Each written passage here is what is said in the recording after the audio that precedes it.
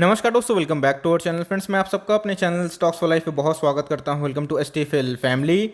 DA family में सप्ताह की शाम को हमारी एक वीडियो आती है स्टॉक फटाफट में न्यूज़ फटाफट, जहाँ पे वीडियो एक चर्चा ने कौन स्टॉक में क्या न्यूज़ आ रही है और क्या बेस्ट बैंक लेवल इमर्ज हो रहा है, इतना दोस्तों मैं आपके लिए होमवर्क करके लाता हूँ। लेकिन मैं आज 10 स्टॉक का ही रिव्यू करूंगा बिकॉज आज मार्केट बंद है। लेकिन 10 स्टॉक में से 6 ऐसे स्टॉक है जो कि हॉट स्टॉक बने हुए हैं।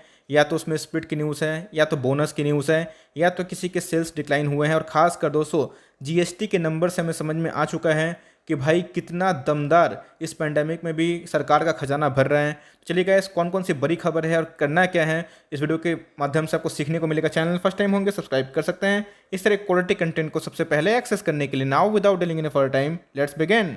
तो गाइस, अगर आप मुझे फॉलो करते हैं तो आज के दिन मैंने एक वीडियो अपलोड की कि जहाँ पे एफआईएस ने अच्छी खासी बिकवाली की है। तो भाई मेरी प्रतिक्रिया क्या है, मैं क्या सोचता हूँ, और आप देख सकते हैं कि भाई रिकॉर्ड हाई, जी हाँ दोस्तों, 1.41 लाख करोड़ का मतलब सिर्फ और सिर्फ जीएसटी हमें देखने को मिल रहा है in the month of April, जो बहुत बड़ा होता है। पैंडेमिक में भी ये रेवेन्यू काफ़ी अच्छा देखने को मिल रहा है। अगर आप देखें दोस्तों तो 14% हमें लास्ट मंथ के कंपैरिजन में ये जंप देखने को मिल रहा है, जो अपने आप में ही बहुत बड़ी बात है। इसलिए आप समझिए कि इंडिया में ह्यूज ग्रोथ है। और याद रखिएगा कि मार्केट में एफआईएस आते हैं और जाते हैं, जाते भी हैं, तो इन सब न्यूज़ की वजह से उनका मन ज़रूर लालच करता है कि चलो भाई इंडिया में आए, क्योंकि इंडिया में कंजम्पशन बहुत है और इंडिया की आबादी बहुत है, बहुत ही ग्रोइंग नेशन में के तौर पे उभरा है। तो मेरे हिसाब से दोस्तों आपको घबराना नहीं चाहिए। और जो इनके कलेक्शन हमें देखने को मिल रहे हैं भारत सरकार के, हिस्टोरिक लेवल पे है 1.41 लाख करोड़। दोस्तों बहुत बड़े नंबर्स होते हैं और हमें ये अप्रैल में देखने को मिल रहा है। और इसका लॉन्ग टर्म में इम्पैक्ट ज़रूर होगा, मतलब जीडीपी ट्रैक में आ रही है, लाइन में आ रही है, इस बात को आप नोट करके चले तो। और खासकर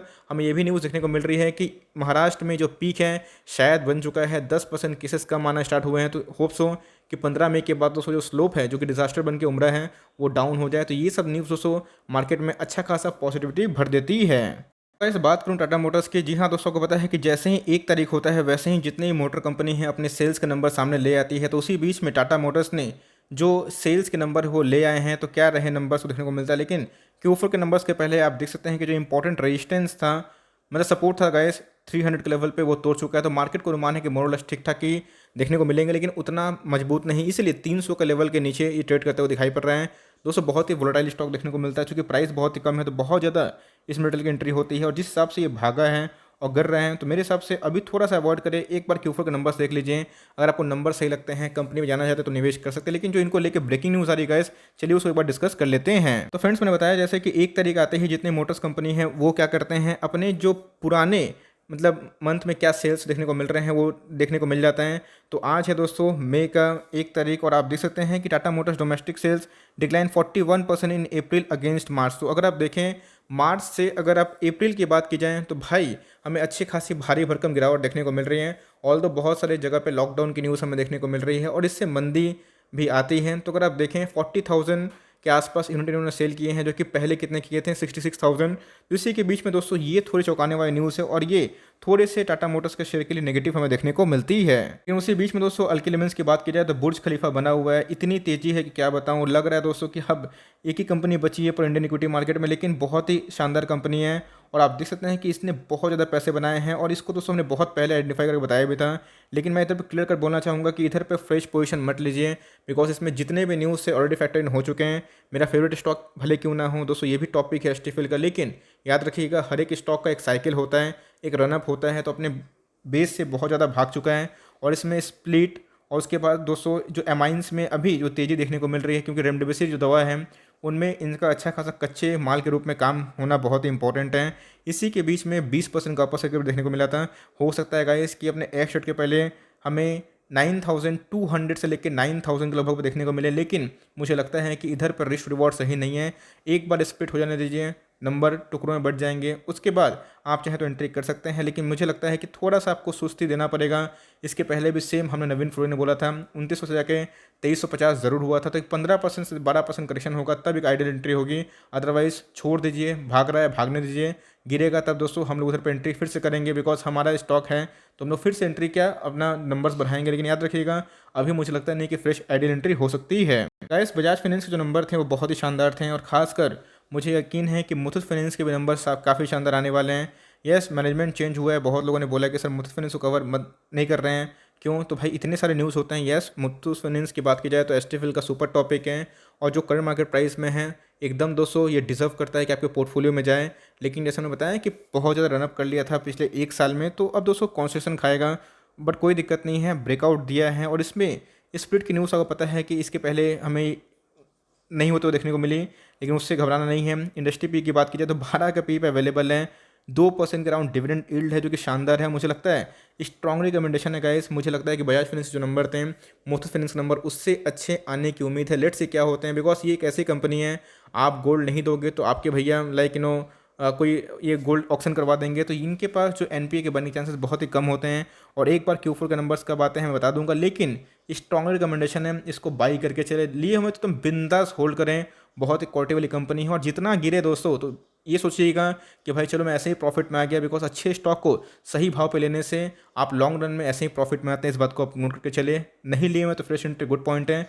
एक बार Q4 के नंबर्स देख लीजिए, तब दोस्तों आपको और तसल्ली हो जाएगी। मैं भी इसका ही वेट कर रहा हूँ। अशोक लीलैंड की बात की जाए, जी हाँ दोस्तों, बहुत ही शानदार कंपनी में बोलूँगा। बहुत सारे ट्रक ये बनाती हैं, और खासकर अभी ईवी में काम कर रही हैं। इंडियन आर्मी को दोस्तों अच्छे खासी सप्लाई करती है, लाइक ट्रक्स एंड ऑल हो गए। तो 112 का स्टॉक देखने को मिलता है, ऑल टाइम हाई से 120-25 के लगभग से, मतलब ऑल टाइम हाई तो दूर है, लेकिन 1 साल हाई से काफ़ी करेक्ट हो चुका है। लेकिन लिए हुए हैं तो आराम से होल्ड एंड कंटिन्यू करें। कंपनी बहुत ही शानदार है, और सस्ते ग्रुप में दोस्तों ये बहुत ही अच्छी कंपनी हमें देखने को मिलती है। इधर पे क्वेश्चन है, अशोक लीलैंड कौन से ग्रुप का लाइक बिजनेस है, ज़रूर बताइएगा। जैसे आपको पता है कि टाटा स्टील टाटा ग्रुप का है, उसी हिसाब से अशोक लीलैंड कौन से ग्रुप में, कौन से ग्रुप की सब्सिडी देखने को मिलती है, कौन ग्रुप इसको होल्ड करता है, ज़रूर बताइएगा। बट मेरे हिसाब से बहुत ही प्रॉमिसिंग कंपनी है। करंट मार्केट प्राइस में कोई सस्ता स्टॉक चाहते हैं तो ले सकते हैं।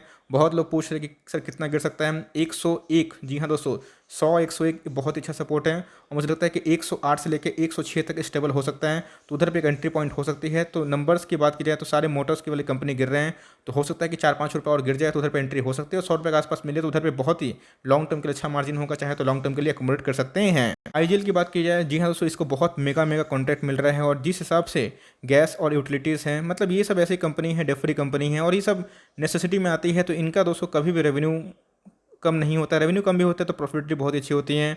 और आप देख सकते हैं कितना बड़ा मल्टीपल कर रहा है। तो ऐसे स्टॉक को उठाइए और रखिए।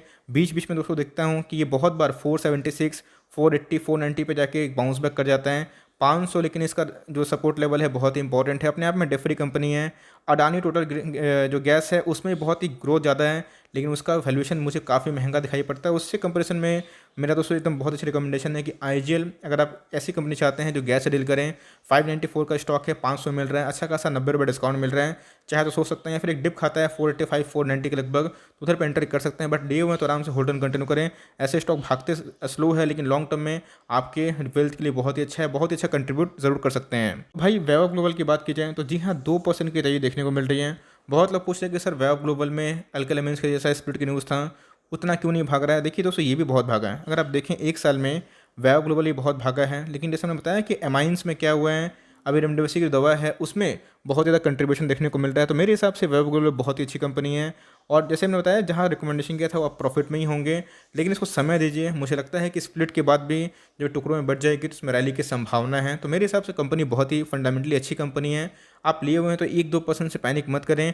हो सकता है कि एक और उछाला है 4600, 4800 तक जाए। दोस्तों मेरा टारगेट पहले 6000 का लगभग था, लेकिन इन्होंने बहुत ही उम्मीद से पहले एक्स रेट को ले आया गया, इसीलिए दोस्तों वो टारगेट शायद मीट ना हो पाए। लेकिन मुझे लगता है कि अभी भी 4800 से 5-6 जाने की क्षमता रखता है। लिए हुए तो आराम से होल्ड एंड कंटिन्यू करें।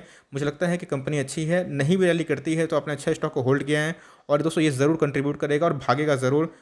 भले वो स्प्लिट के पहले और फिर स्प्लिट के बाद, आपको पेशेंसली होल्ड करना चाहिए। इन्फोसिस की बात की जाए तो जी हाँ, सो टारगेट बहुत ही अब दिखाई पड़ रहा है। बहुत सारे ब्रोकर्स ने इसको टारगेट 2000 के ऊपर दे दिया है, और ये दोस्तों डिजर्व भी करती है, बिकॉज जिस हिसाब से विप्रो में और सारे आईटी में अच्छे खास रैली देखने को मिली। इसमें रैली आई थी, लेकिन थोड़ा करेक्ट हो रहा है। लेकिन consolidation is the best phase two accumulate any stock. Same दोस्तों एचसीएल टेक और इन्फोसिस में मेरी कमेंट्री वही पॉजिटिव है। चाहे तो करंट मार्केट प्राइस में एचसीएल टेक और इन्फोसिस दोनों को उठा सकते हैं, और दोनों अफोर्ड कर सकते हो तो सही है, वरना एचसीएल टेक मुझे अच्छा मार्जिन में दिखाई पड़ रहा है, और इन्फोसिस लॉन्ग टर्म के लिए बहुत ही प्रॉमिसिंग दिखाई पड़ता है। और ऐसे स्टॉक दोस्तों, दोनों स्टॉक नेवर वाली कैटेगरी में, इस बात को नोट करके चलें। नैम इंडिया की बात की जाए, जी हाँ दोस्तों, मुझे लगता है कि एक तूफान के पहले सन्नाटा होता है, वही हमें देखने को मिल रहा है। नैम इंडिया की बात की जाए, म्यूचुअल फंड की दिग्गज कंपनी है। इनके आए थे Q4 के नंबर्स, मुझे काफ़ी अच्छे लगे। मार्केट ने उतना सपोर्ट नहीं दिखाया, लेकिन दोस्तों इधर पे मैं बोलूँगा कि 450 का स्टॉक है। कोई सस्ता में अच्छे लाइक बिजनेस चाहते हैं तो जी हाँ, म्यूचुअल फंड का बिजनेस कभी खत्म नहीं होगा, इस बात को आप नोट करके चलें। और डेफ फ्री कंपनी है, 100 रुपये मार्जिन से कम मिल रहा है। 5 रुपये का डिविडेंड भी अनाउंस हो चुका है, फाइनल डिविडेंड।